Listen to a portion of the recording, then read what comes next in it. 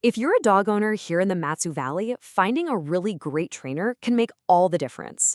So let's get into how you can find the perfect one for you and your dog right here in Wasilla. Having a dog here is just different. One minute, you're trying to get through a busy parking lot, and the next, well, you've got a moose in your backyard.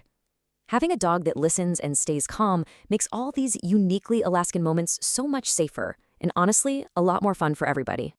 And this really goes beyond just sit and stay. We're talking about preparing your dog for the actual life we live up here. So, what does that look like? Think about it. Your dog needs to know how to walk nicely on the Beauregard trail system without pulling you right over on an icy patch, or how to stay focused and calm when a moose decides to wander by. And it also covers those long, dark winter nights, teaching your dog how to just relax and settle down inside with the family. These are the real-world skills that matter. Okay, so with those specific goals in mind, how do you even start to look for a professional who can help? Let's break down what makes a good trainer. The absolute foundation of any good modern dog training is positive reinforcement. It's pretty simple, really. You reward the behavior you want to see. This whole approach builds a really strong, trusting bond, and it creates changes that actually last because your dog genuinely wants to work with you. And on the other hand, you really want to steer clear of any methods that use fear or pain. They're just outdated, and frankly, they can cause a whole host of new problems. Humane training is just safer for your dog, for you, and it definitely helps make sure your dog is a good neighbor to have around. So what should you be looking for on a trainer's website? I know, these letters can look like a bit of an alphabet soup, but they're important. Credentials like a KPA-CTP or a CPD-TKA, they show that a trainer has gone through some serious education and is committed to professional standards.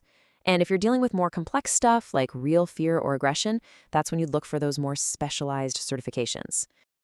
All right, so you've got the philosophy down and you know what credentials to look for. Let's get into the practical side of things, how to actually pick the right person for you and your dog. First up, think about the format that makes the most sense. In-home training is amazing for problems that happen, well, right in your home, like your dog going bonkers when the doorbell rings or working on puppy basics. Group classes, though, are perfect for practicing focus and good manners around other dogs and people in a more controlled setting. Now, before you sign up for anything, you should absolutely interview a potential trainer. You'll want to ask about their methods, how they'll tailor their plan to your specific Wasilla lifestyle, and of course, get a clear picture of the costs. And that last question about wildlife? I mean, that's a must-ask for any dog owner in Alaska. And speaking of costs, the budget is obviously a huge part of the decision. So let's talk about what you can generally expect to pay for professional dog training around here. As you can see, the price really depends on what you're looking for. Group classes for either puppies or basic manners are usually the most affordable way to get started. Private lessons give you that one-on-one attention, while the bigger packages, like a board and train program, are a much larger investment for more intensive, hands-on work. And just a quick heads up, these are just averages. You know how spread out the Matsu Borough is, so don't be surprised if you see some travel fees for trainers coming to your home. Also, if you're working through some more complex behaviors, like serious anxiety, you can expect the rates to be on the higher end of that scale, which reflects the trainer's extra expertise. So once you start your training, the real work begins. It doesn't just happen in your living room or in a class.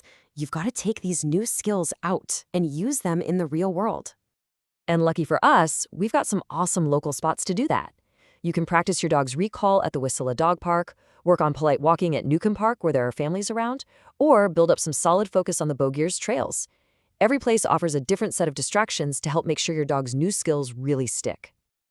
At the end of the day, training is really an investment in having a better, safer, and just more enjoyable life with your dog here in Wasilla. A well-behaved dog makes everything easier, from a quiet night at home to a walk downtown or a big adventure out on the trails. I hope you have a great time on your training journey.